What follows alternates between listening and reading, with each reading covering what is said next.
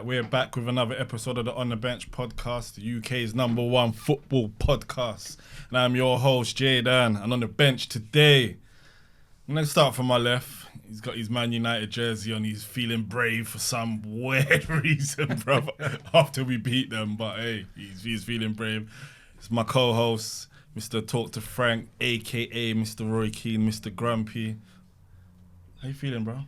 Disappointed, man. Disappointed. See, look, that's the kind of hope you've given him now. Do you know what happened? I messaged him at half time. I was like... The I emoji. Yeah, don't do that, man. Don't do that. Don't message me during the game, man. I hate that. I probably hate that. And also on the bench today, we've got Mr. Sugar Sean. I Yes. still ain't got a name for you, bro. The name's Sugar Sean. Nah. Anyway, Sugar's a Sugar's a bit of a yeah, we said that last time. Sugar man. Sugar man. Sugar. But yeah, we got Mr. Sugar Sean in the building. Yeah, Chelsea didn't do good either, man. We're gonna Yeah. let's jump straight into the Chelsea game because the Man United and Yeah. Arsenal's gonna get heated. Chelsea, I didn't even watch the game to be honest with you guys, but Boy, I was you trying. didn't miss much. Yeah, it seemed boring. It was Yeah, very, very boring. Yeah. I don't even like overreacting to certain things and stuff like that. I don't make certain statements if it's not true, but that was probably, of my games that I've been to, probably one of the most boring games I've been to. at Serious, Chelsea. yeah. I was so bored. Like, the way we played, obviously, the build-up play was slow from us. I don't think we was at the races. I'm just seeing loads of people online over the last 24 hours have different kind of opinions of what the issues were, and people complaining about Chelsea not being fit enough. We've had 3 weeks off and we only had 2 games back from pre-season. But I'm like, Man City had one pre-season game and they played at the same Club World Cup that we did. They didn't even get to play as many games as we did because we got through to the final and they had one pre-season game. Did they look like they were not at the races come first game week? They look No. good. So the excuses were a bit poor for me. I think tactically, I think Enzo Maresca just kind of fell into a situation where when he has the option to pick his team and he doesn't fear the opposition, he kind of is killing us in a way, because I feel like he crapped his pants when he played against PSG, playing the 3 midfielders and then accommodating for Cole Palmer to be out wide in the team rather than trying to use him in the 10. And obviously he doesn't work. He's not going to work as hard as the other 3 would do. And yeah, I think like when he puts Cole Palmer in this left attacking midfield role, it's kind of killing us because Enzo's playing on that right side of attacking midfield. Cole Palmer's playing on the left hand side of the attacking midfield. And then he played him on the left. Yeah, it's where the natural position is for us. Like, we set up with this whole 3 at the back in possession and stuff like that, and Cucurella starts to invert as well. But it's like Cucurella starts to overcrowd the areas of where Cole Palmer facilitates. Yeah. So we move side to side stuff to get it out to the wingers, but then it's like we're only giving them like individualism, right? Get it to the winger. If they can beat their fullbacks or if they can beat the players that they're up against, then fair enough. That's what he looks like he wants to do. But when you come up against teams that play back fives, you've got a centre half and a fullback to run into. And because when you're playing against a team that are sitting with a bank of 5 and a bank of 4, they just literally sat there, low block, defended, looked to hit us on transitions and knock the ball up to Mateta, put him in a bit of a mismatch with Ashimpong, who done not too bad. I thought he'd done all right. Yeah, Frank said he thought he'd done all right before we started, but it's like he was never going to win the physical battle. The ball popped into them areas because he's quite a timid guy, tall guy, but timid. But Mateta's rolling most players in the league anyway. So as long as he didn't roll him and run through on goal, then he done well. I feel like our back line done fairly well on the weekend. I think Chalobah played well. I think he played well. Reece, considering he got a pretty cheap yellow, he done well to... Lucky not to be sent off? Nah, I don't think so. I think his yellow was cheap in the first sense. I don't think it was a yellow card. So he done well to still be as attacking and like attacking his challenges and stuff like that later on into the game. But Cucurella, I think he played okay. He's always active. He makes these runs into the box. But this is the problem. We look defensively okay. Apparently we're supposed to be goal scorers now. So where is it going wrong? And I feel like that's just because of what Enzo's doing with his system. I don't like Enzo Fernandez being in there. I think he's a waste of time being in there in that role. Not saying he's a waste of a player to play in the team, but it's like he's misprofiling players and putting them in areas. So what would your midfield 3 and front 3 be then? I think it's just based on game-to-game stuff. It's like when you're up against teams that have a certain system, you should know roughly what they're predominantly going to play against you and how they're going to play against you.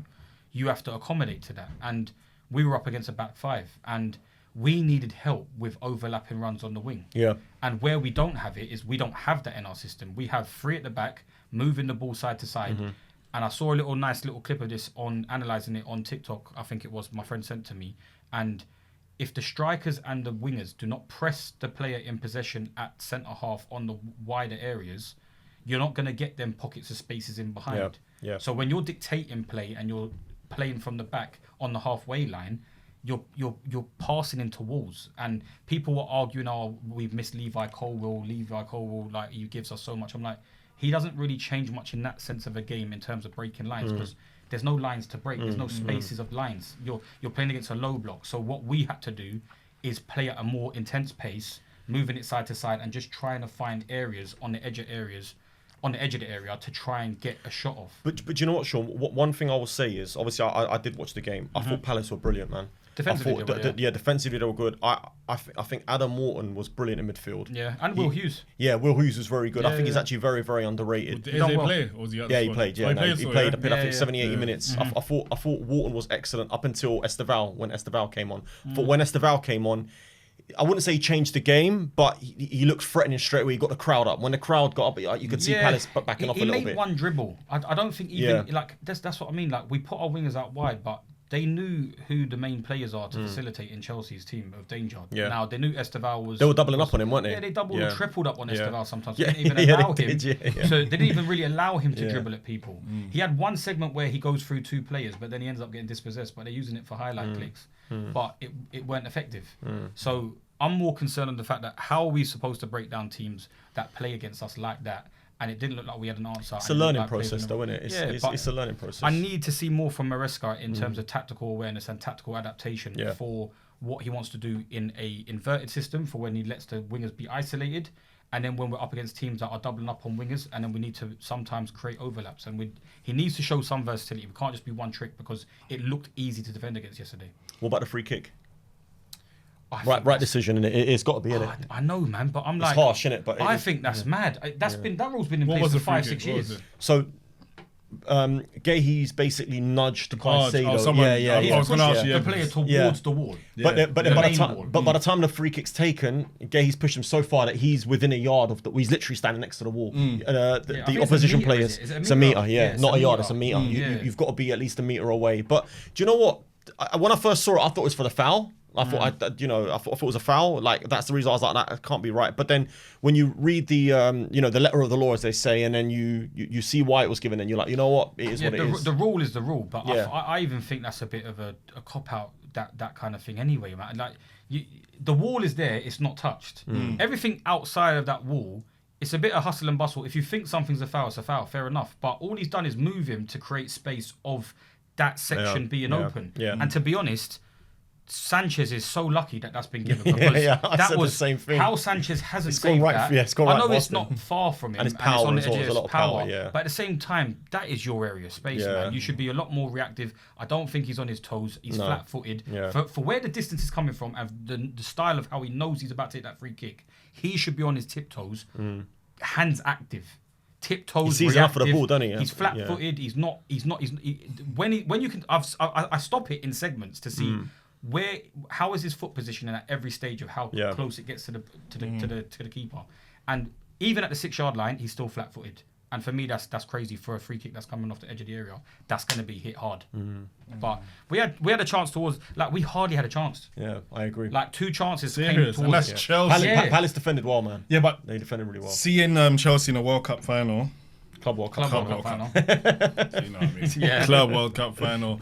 I thought you lot was going to be exciting going into the new season. It's just one game, though, isn't it? People don't realise that. Yeah, but still, you want to start off. Yeah, I know. But you're back to the Prem. The Prem's not easy. It's not easy. It's not easy. People look at things and they think, oh yeah, but PSG weren't easy. But it's styles, bro. Yeah, PSG want to cook intensity and all that kind of stuff. It's different. They want to attack. This team didn't come here to attack. Yeah. So how do you deal with it? So that was the problem. We had 2 chances late. Liam Delap with a half chance on the turn, and obviously we had Andre Santos with a cutback, which was kind of open. That was so poor. Yeah, 92nd minute, it was very poor. He should be hitting target. If he hits target, he's probably scored. Yeah. But that was it. Disappointing João Pedro's performance, or a bit of like systematic problem. Obviously, that kind of didn't help him playing in a low block kind of thing. He weren't ever going to get really touches to link up, but he was okay. Like some of the touches when he was taking touches, it was good touches and good awareness, good link up play. He done well for what he was asked to do yesterday. I didn't see him making misplaced passes like how Enzo was. Enzo yesterday, I thought was probably the worst player on the pitch. So moving into your game on the weekend, what would you want to see Maresca do? Yeah. Well, how would you want to see him line up the team, man? Well, who you got on the weekend? We got West Ham. Oh, away as well, isn't it? But Sunderland packed them for free. Now, if Sunderland packed them for free, we have no excuses. But obviously, we have to also be ready for if they go and play a low block, just like how Palace done, because they're going to be looking at it as like, well, Chelsea are a massive team. How are we going to be able to deal with them? Who's got results? Normally, you have a CV of results from the season to be able to go off, say, right, who dealt with them in the best way possible, who limited them, who got results out of them. They've only got one game, but the one game was Palace. So they might end up trying to sit there and frustrate us like what Palace did. And we might be having to find the same solutions that we had problems with in the first game. I think West Ham's first game at home, they need a reaction after that result because Graham Potter's under pressure straight away now. But I feel like that could work in your favour because they'll come to try and get a result. They're going to try and come to score goals. Yeah, exactly, yeah. Especially after losing. So I think that could play in your hands, score goals. Yeah. What front three would you go with? See, for me, I think Cole Palmer's best position is out on the right wing.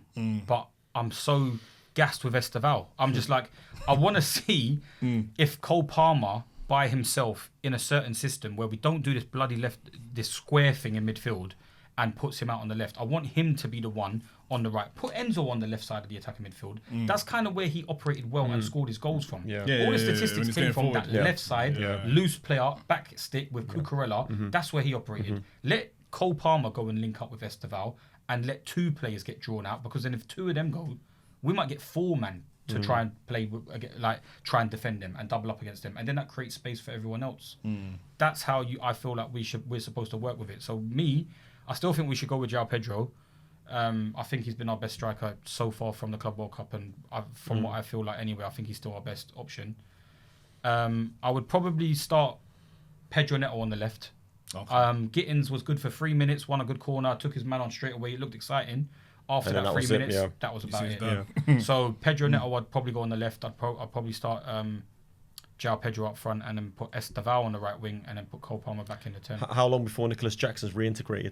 I've seen all of this. I'm seeing all of this kind of stuff. Well, they're trying to get him out the door, but people are like, "Oh, appreciation post for Jackson are coming soon." I'm like, brother, please, I don't want to see him play again. Do you know what? I don't care if he can makes run. Things happen, though, man. He just does. But that's when people played against us on the halfway line. We're not playing against people on the halfway line yet, so who knows? But we'll see. All right, let's move on into the big game in OT. Manchester You was there United. though, Jay, innit? Yeah, Manchester United versus Arsenal. Do you know what? Yeah, it's not even here, is it? It is, to be fair. The Ligt had him on lock. Right, you got your 3 points, so you can't. That's it. He's got the 3 most points. important thing. But the way he performed, he hasn't had a lot of pre-season. Number one.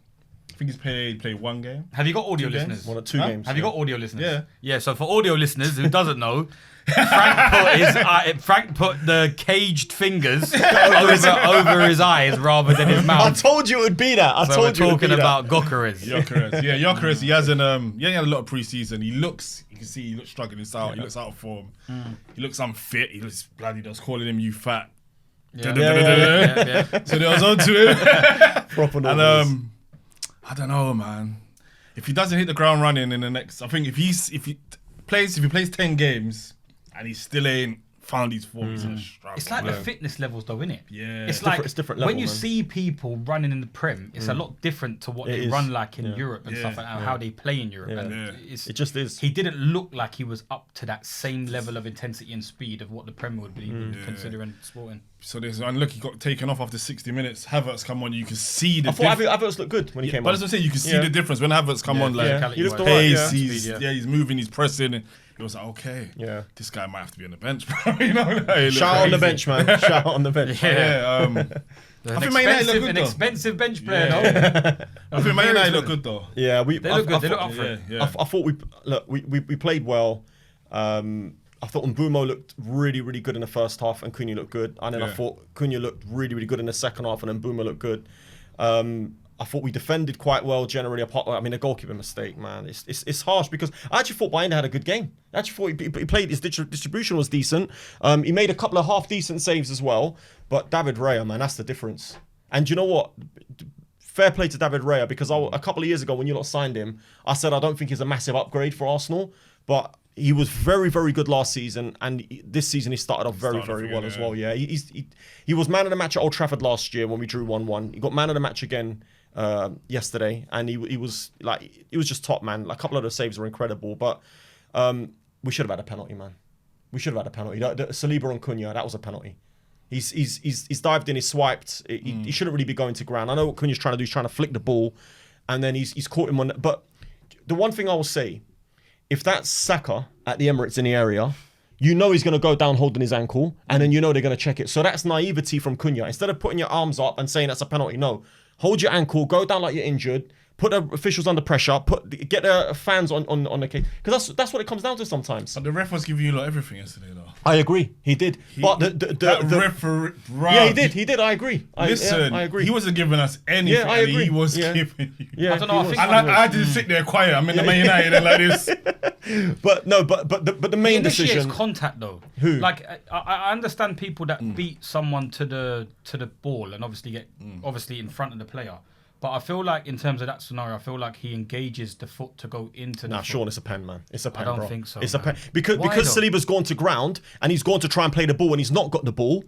And he's obviously caught Cunha. No, but you're saying about catching Cunha. Cunha initiates the foot going into the foot. He doesn't. It's like his foot is planted to where it is. Cunha is driving his foot into it. I don't feel like as if it's. Obviously, that's how fouls are sometimes. Obviously, if someone runs into a player and someone's grounded their foot and they try to run past them, obviously it's fouls, isn't it? But it's in that certain scenario, it's like when you're trying to pin someone or trying to get just get in front of the person. I feel like any kind of feet contact in that scenario is not really fouls. I feel like it's just contact rather than. Come on, man! I don't know. For me, it's a very grey area one. All right, so it's one of those ones. If that's on the edge of the box, yeah, but you're saying about different areas. Yeah, but if it's a foul, then it's a foul. Yeah, if it's a foul, it's a foul. I thought you was going to say if it was at Arsenal. No, no. No, if it's anywhere else, I treat everything as a foul. Yeah, exactly. Right. But I don't know if that's a foul. I don't think referees don't do that as well, though. Referees always give things like this a bit more softer. But can I be honest? I don't blame the ref for that, by the way. Because it can really create mad attacks if someone actually loses possession in a certain area. And because it's in middle of play and it's in the middle of the pitch, it's going to create a problem in the next 3 seconds. But they don't mind giving them ones in the middle of the pitch because they know it's general play, and if I give it here, it probably gives the other team a chance to be able to recover. Yeah, I know what you're saying. Yeah, I know what you're saying. But like, I don't blame the ref, by the way. I think VAR should have picked that out. But like I said, for me, it's naivety. You've got to have gamesmanship. Arsenal done it brilliantly.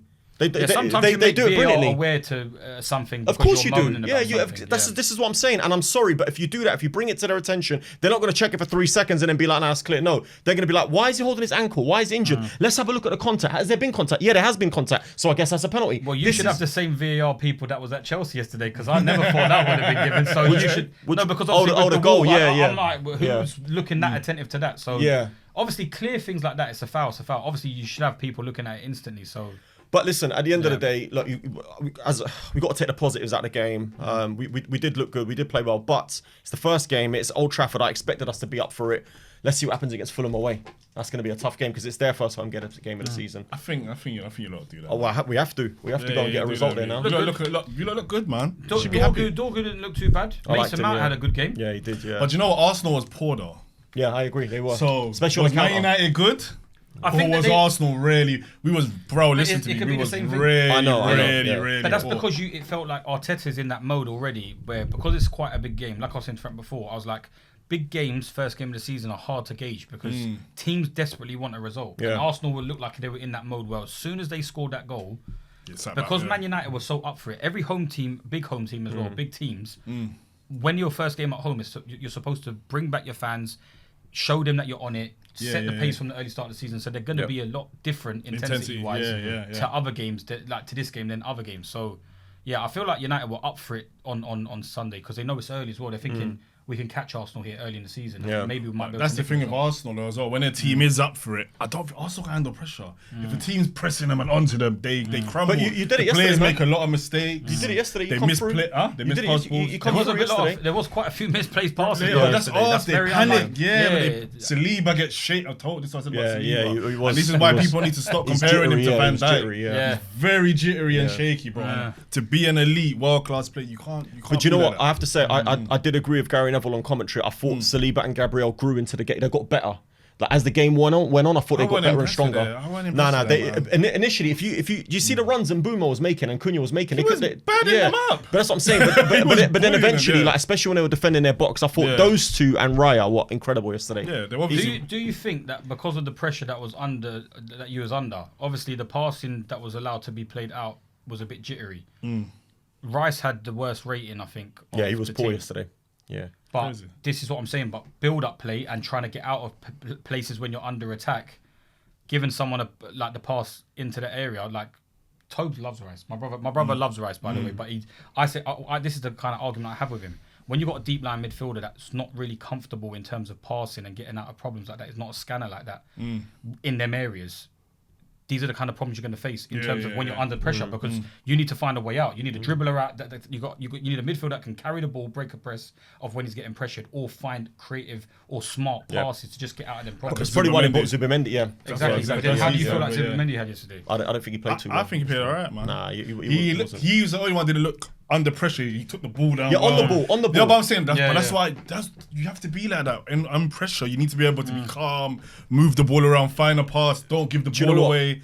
He looked calm, bro. And I feel like I like players like that look calm on the ball. He'll be brilliant for you lot in Europe, I think. He's he'll be top for you lot in Europe. He needs to grow into it for Arsenal.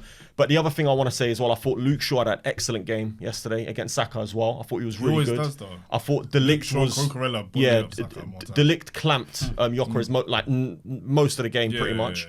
And I thought Lenny Yoro, he just gets better and better. He's slowly starting to improve. So, as I said, I don't think there was many, if any, players that had a poor game for us yesterday. 1 or 2 mistakes, but... We'll see what happens, man.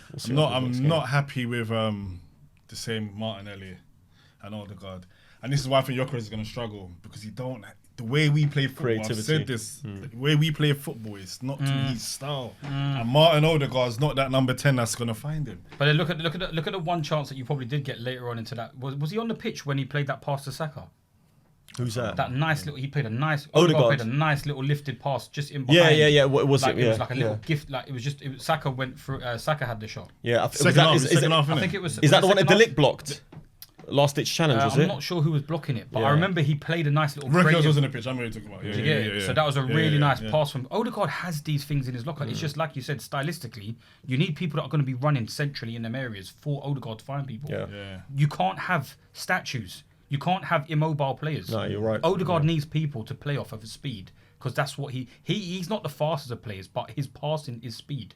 And his speed, like his creative thinking. He misplaces a lot of passes, though. But again, a lot, though. No, listen to me. So you're not having Odie? Nah, I don't want him. That's crazy. And Eze's going to Spurs now. It looks like.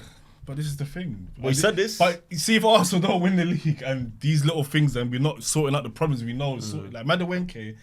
You can't play him on the left-hand side. Why have you brought this guy to play on the left? Yeah. But then again, get a natural left winger. But you played against a back five again. You're going to have these problems with wingers.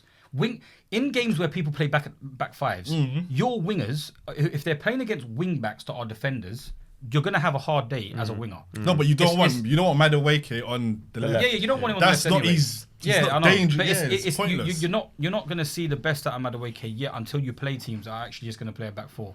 And then you might be able to see him in isolation. I don't think he's gonna be good on that. Teams are playing back fives nowadays. They're trying to accommodate these wingers that are the super fast wingers that are at top sides. We're going to have problems then, Exactly. But that's where you then look for plays in midfield to then be able to take advantage of that. And then, but our midfield's not this. You're going to pay it to Odegaard. He's not. But then like you said, it's not the same level of connectivity between him and players like Gyökeres. You don't think Gyökeres is that kind of striker to play with the way that you lot play. Yeah. With speed on the attack. I don't know if he's that kind of guy.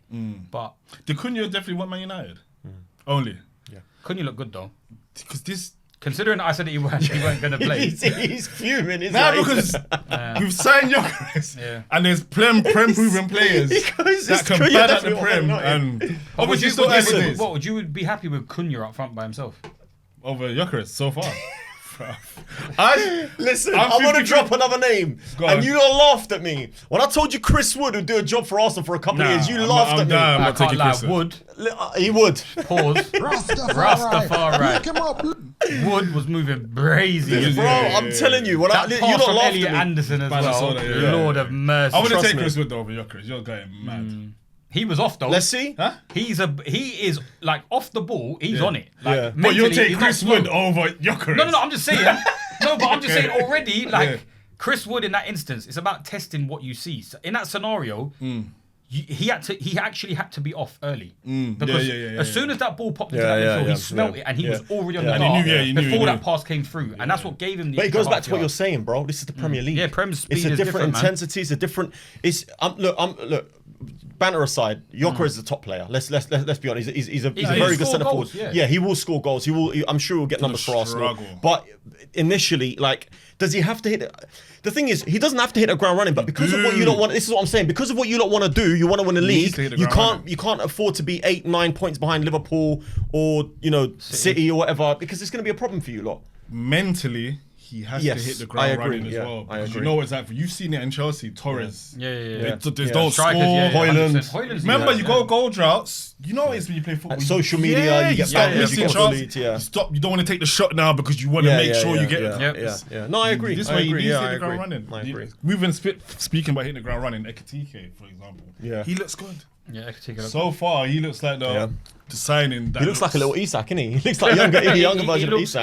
He looks like certain guys can look timid, but they're physical. And he looks like as if he's ready to put himself in between ball and player, take touches, turn out. He can carry the ball well. He dribbles with the ball well. He can score. He offers quite a few different dynamics, Ekitike. So he looked good still. I was impressed by him. No, I like him. I mean, look, it's shout out Femi, man. What Femi said, because he's going to surprise a lot of people. And I said, you can't really surprise people when you cost 90 million euros. You know what I mean? But at the same time, he's hit the ground running. Him and Marmoush looked great at Frankfurt anyway. So it's like you knew he was coming with quality. It's just that it's the PR, man. Sometimes PR is a bit too much for certain players, and Gyökeres had a lot more PR than what Ekitike had for Liverpool. I don't think I'm going to throw out. He's not good enough. Who is that? Gyökeres? I'm throwing out. It's too early, man. So many people are saying Gyökeres ain't good enough. I'm throwing out. Do you know why? One more last point. It's his first touch. He's dribbling, and this goes back to the way Arsenal play. Sometimes it's just PR, innit? No, bro. Listen. The way he takes it, I can take a touch better than him, bro. But how does he score 97 goals? Because he's in a weaker league. Right. I'm going to answer your question. I'm just saying there's other people that have been there. No. Hear me out. I was listening to an Athletic podcast the other day, and what they said was they've checked the stats and everything of performance of the teams in the Portuguese league. Hear me out. Apart from the top 3 teams, most of the teams in there are championship level, and some of the bottom teams are League 2 level, they said, in terms of the stats that they're hitting and stuff. And I think a lot of goals he scored as well, you say, yes. It's like the bottom half of the... Yeah, but to be fair, what the league's a bit of a joke, though, because... No, but the league is a bit of a joke, because I remember back COVID time, and it was COVID, and the games were going on. I remember when Porto or Benfica was playing a team, and they had 8 outfield players available and played 2 goalkeepers starting on the pitch. Who? What? I'm telling you. Who did? What? The other opposition team? The opposition team had to play a goalkeeper at centre half. Sounds like Sunday League, bro. I'm telling you, it was mad. It was mad.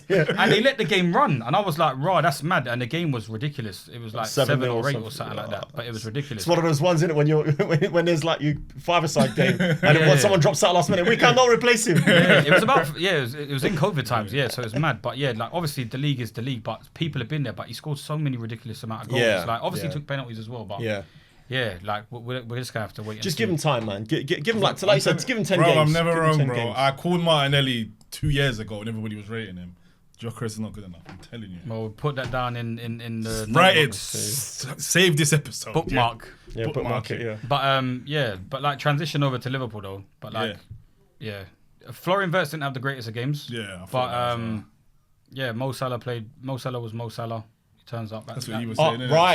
Right. And it brings me back to my point. Thank you very much. It took me a week. But like he gets the moment at a stage where it's like you remember as well. He scored the fourth goal. But 4-2 though. It wasn't like 4-0 fourth goal. I know, but I mean like. In the segment of the game, obviously Bournemouth then had to start going for it, and they got caught on the counter attack. So obviously he took advantage of that. What's your point, bro? Listen, the longer the season goes on, the more I'll be proved right. Gakpo done well. I feel like but Gakpo's a good player. I like Gakpo. He's a good player. I feel like he's a lot more. Both sides can add like link up play. Gakpo obviously Luis Diaz obviously scored on the week. Luis Diaz scored yesterday as well. It's Bayern, for Bayern. In the do you know what I saw his goal the other day? Yeah, the guy was running. He couldn't believe how much space he's in. Yeah. He's like, this is not the Premier League. He's gonna run riot for Bayern. I'm telling you, he's running. It's like there's still no one coming towards me. He just kept on running. But that's what I'm saying. And Liverpool had fears of obviously not being able to replace Diaz. But Gakpo seems to operate well over there. He doesn't if they really get injury though. That's it. They're done. But Attacking can play from the left as well. But defensive wise, Lord have mercy. They're missing Gravenberch. Sorry to cut you. They're missing Gravenberch. I know, but still, man. Boy, if they think they can go up the pitch with both fullbacks bombing and having only 2 centre halves covering, even if Gravenberch is there, boy, McAllister looked like as if he looked redder than red.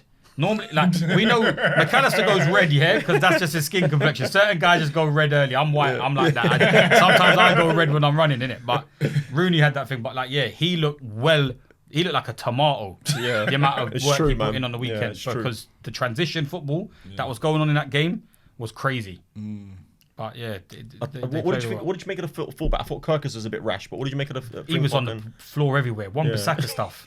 I've never seen. They tried to compare him to Cucurella. I said, "You lot are disrespectful. How can you compare?" I think they're gonna have to start Robertson, you know. Who? Yeah, Robertson. Robertson. Nah, you can give him time, man. Give him time. Give him time for what? Give him time. You got to give these players time to settle, bro. You can't 2-3 games of it. Oh, that's it. We're done. Obviously you can't say you're done, but he's played in the Prem. Yeah.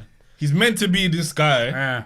Give it. You don't. What's he need time for? He was on. It's different if he's come from a different league. He will learn. He's still a young lad, man. He's like 22, I think. 22. Semenyo done Semenyo stuff. Hey, listen. Shout out Semenyo, man. Baller. We was linked him today. Every time I've played against, like every time he plays, like if you just watch Bournemouth, he's a problem, people don't realise. Like watch Bournemouth. Like genuinely go and watch Bournemouth and sit down, and even if they're playing Crystal Palace or if they're playing flipping Leeds or whatever, just go have a watch of them, because Semenyo is one of those players that are from the league that you have to appreciate that is doing stuff for other teams, and he can dribble with the ball at speed. He's good with his feet. He's smart. He can finish. Like transitional player, like how Palace have Sarr and stuff like that, and Cunha's like that with Man United. So people got to look out for Semenyo, man. He's dangerous. Do you lot take Semenyo over Martinelli if you lot was Arsenal? Oh, bro, it's no brainer, bro. It's a no brainer. Yeah, he's 2-footed. He's physical. He's strong. He's quick. He's a dribbler. He's a ball carrier. I wouldn't put him as far as saying he's a finisher just yet, because I do think he does miss a lot of chances. In terms of finish though, how he that was quality. That was quality. I'm going off of last season. But man, the guy's a baller, man. I mean, he's been on United's radar for ages, and I think 60 odd million, maybe a bit more now because Bournemouth have sold. What a player, man. He played both sides as well. And he shut up the disabled geezer in the chair that gave him the racist abuse, so that was good enough. Anyway. I'd love to see that. Yeah. So going into the weekend, you lot got Fulham. What do you think the result will be? I think if we play the way we played against you lot yesterday, I think we'll You're not gonna go and lose again. Yeah, no, like a team that's good the first game. I'm under pressure. And you know the worst thing is, after that we got Grimsby in the League Cup. Oh, serious? Yeah, because we finished so low in the league. We're in the second round. We got round two. Yeah, literally round 2. Hayes and Harlan or something. Stonebridge FC. Oh man, crazy man. Yeah, so. But I feel like, I mean, obviously with Fulham, I do feel like their midfield is going to be sharper, quicker, stronger. I thought Casemiro and Bruno actually had a good game yesterday, both of them. I thought they were going to get run through, but they did all right. But Fulham, first home game of the season, you know. That being said, we do have a decent record at Craven Cottage.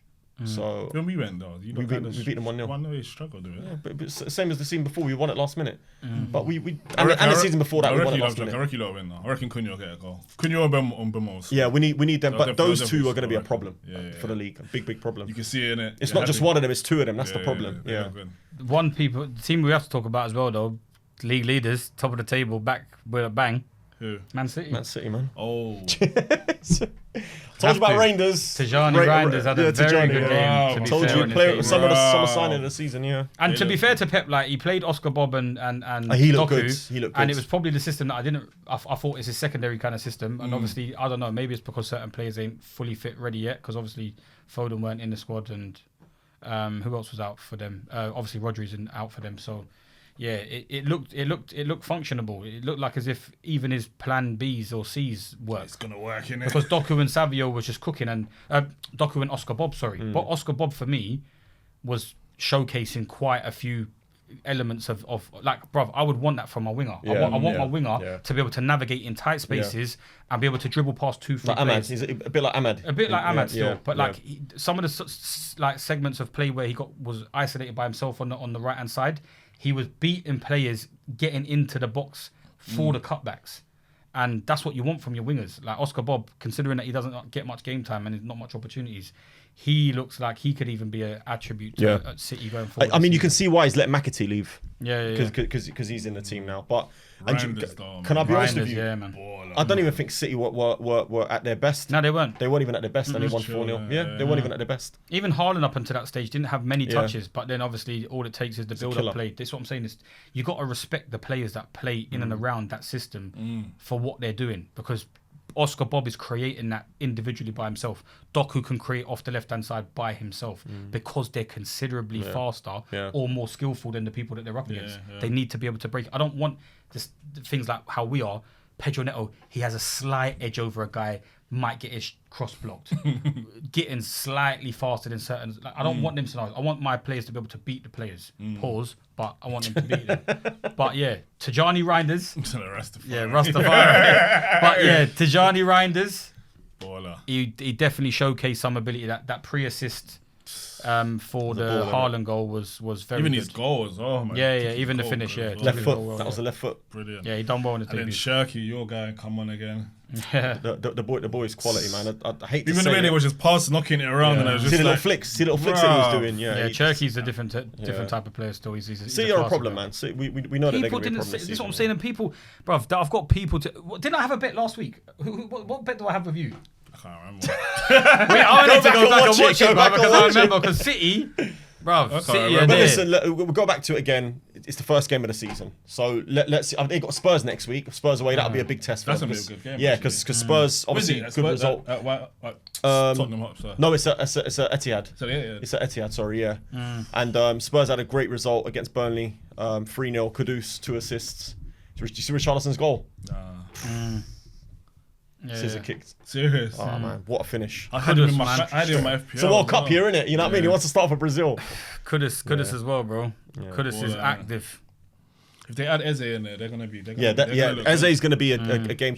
I put down Spurs to struggle with Thomas Frank and Spurs, but Eze, I'm sorry, I know it's only one player, but I rate Eze so highly. I think, man, it's. You lot Eze, messed we up. did, bro. It's not his fault. It's you lot's fault. You should have went for him instead of. Eze, we did. You should have went for him instead of Madueke, man.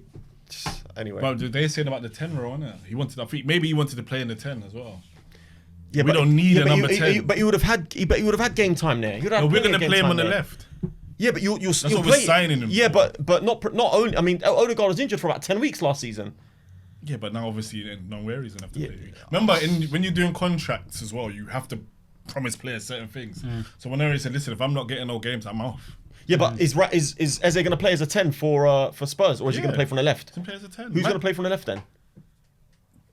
Brennan Johnson. No, Brennan Johnson plays from the right. He played on the left. No, he played on the left on the weekend. Oh, did he? Yeah. Oh, what? So Kudus is playing on the right. Maybe they switched up. They need a 10. But hold on. But then what about they got Palhinha? They've got Bentancur. I think Sar's been playing in there a lot as well. He's been playing well. Sar played in there on the weekend, I'm pretty sure. You know what? All of a sudden, if they get Eze, they've got some serious options. Eze's going to go in the 10 because Madison's out for the whole season. So they ain't got a number 10. then he's because they played Archie Gray and Bergvall, and that's what it was. It was Archie Gray and Bergvall. Yeah. He's a good player, by the way, Bergvall. He's a very good player. I like him. Yeah, I like him a lot. Yeah, they had Kudus on the right, Brennan Johnson on the left. You see what I'm saying? Spurs another one. And they got Matthias Tell anyway there or did he go back? No, they bought him. They signed him. They made it permanent. Hey, yeah, they signed him. Where's Son? Is he on the bench? Son? No, he left. He's the one that left. He's gone LA. He's gone LA, innit? Was it LA? He went LA. Yeah. Oh, I didn't see that. Yeah, 20 mil. 20 mil. They got a good deal out of him. What other good games was there this weekend? That was it. Obviously the Forest game. Forest we spoke of. Brentford's manager's going to get himself sacked, and he keeps Andrews. He's going to get sacked very, very soon. Although to be fair, he got them in at half time, 3-0 down. They won the second half. It was 3-1 it finished. But I just feel like Brentford are going to struggle, man. They're trying to hold on to Whistler as well. I see today. Yeah, but he's thrown his toys out of the pram now. He's deleted all his Instagram photos. He's gonna. Let's touch on that quickly before we end. What do you think about the Isak situation? He's saying I'm not playing. Whistler doing the same thing. He's taking all his Brentford stuff down because they want the move. Do you think clubs should let them go, or do you think no? You're in contract. Play for us. We don't want you to leave. We need you. See, the thing is you're never going to want a player there to stay there if they're unhappy. You have to obviously try to accommodate a player and see what makes him happy. What would have made Isak happy? Why? Do we need to give him extra money? Is money going to be an incentive for him to stay here because obviously we're not a bigger club than the other team? Maybe we might need to pay him a bit more. If that ain't the option and he's going to get that same kind of money at another club and the club are going to try and get a transfer fee for him, club's got to be smart here and say, right, we don't need you to go out vocally and public about the fact that you want to leave. We keep it under wraps. We're going to negotiate with the club. We're going to demand a certain fee. This is our bottom fee for what we value you at. We can't let you go for cheaper.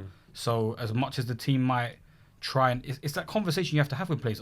If I'm an owner of a club and I'm saying to my player, I'm like, listen, you're worth at least 90 million quid. At least 90 million quid. So are you going to be happy for us to take less as a club when you should have as much love for us as we have for you? Yeah. We need to demand 90. If they're not going to get to 90, then we're going to have to reject the offer and we'll try and compensate you in a way where we'll try to give you more money. You're worth more than obviously what you are at the moment, and then work with it like that, because I'm pretty sure the team will end up coming in. If they really want you, they're going to come in and pay the money for what you're worth.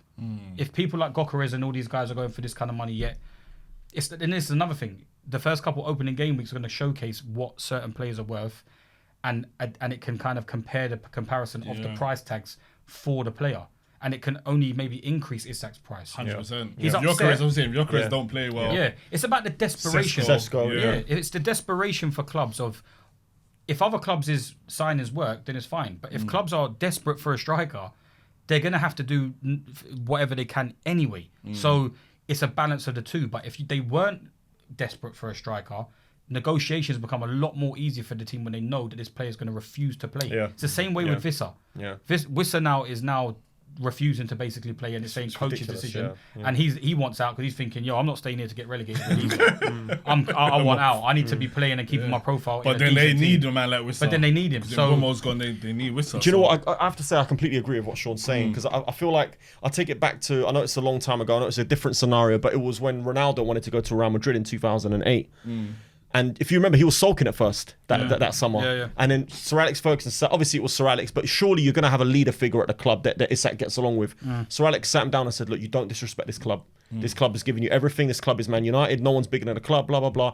You give us another year and you'll be good to go next summer, as long as they come in with a good bid. And do you know what he done? He won us another league title. We scored 30-odd goals again that season. He had another quality season. Real Madrid came in, he got his move. Everyone was happy. He left as a club legend. Do you know what I mean? Yeah, but that's Man United. No. But what I'm saying... Man United, remember, Man United is a big club, number one. You lot do well anyway.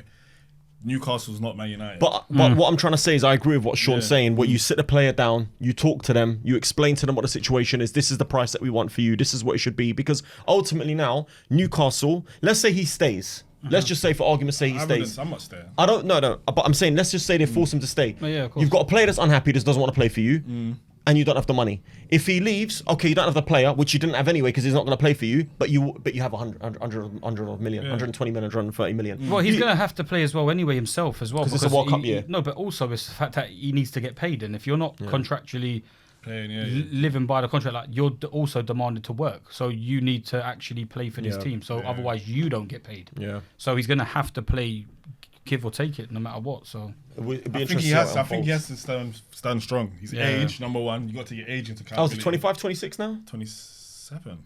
What, Isak? No, he's 26, I think. I don't think he's that old. He's like 27. He's either 25 or 26, I'm sure. I'm sure. Yeah, he might be 27, man. But do you know what? You got to take age into accountability. Yeah, of course you do. Yeah, of course you do. Oh, he's 25. Okay. He's turning 26 next month. Okay, right, there you go. That makes sense. But do you know what? The only thing that I'll say, to be fair to the players, and this is me playing devil's advocate, is you don't know when this opportunity is going to come again. This is the only thing. Like with Wissa, he wants to play in the Champions League. Fair enough. He's playing for Newcastle United, guaranteed to be in the Premier League for the next however many years. Fair enough. Isak going to one of the biggest clubs in Europe and one of the biggest clubs in the world. They're the champions. They just won a league. They're favourites to win a league again.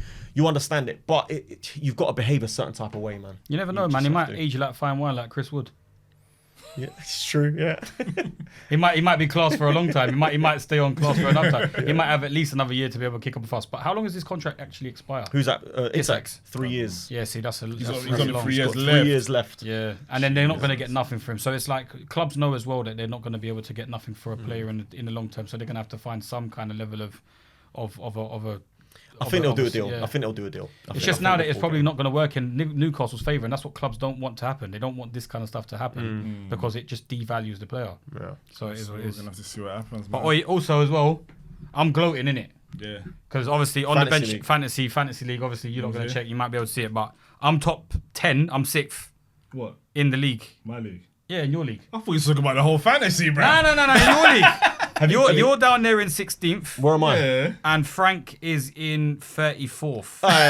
It's a marathon, man. It's a marathon, not a sprint. It's a marathon. It's a marathon. And I've used my wildcard. Wildcard on game week 2, man. That's crazy. I had to get them out of there. I had to put some Man United boys in there. Woke nonsense. What? You idiot. I had to put my Man United boys in there. And big up the guy that's top at the moment because obviously he's a part of it. His name's Clacini or Keaton McClaffley. He's the guy I work with. Okay, yeah, so he's 88. He won our, I think he won our work one as well.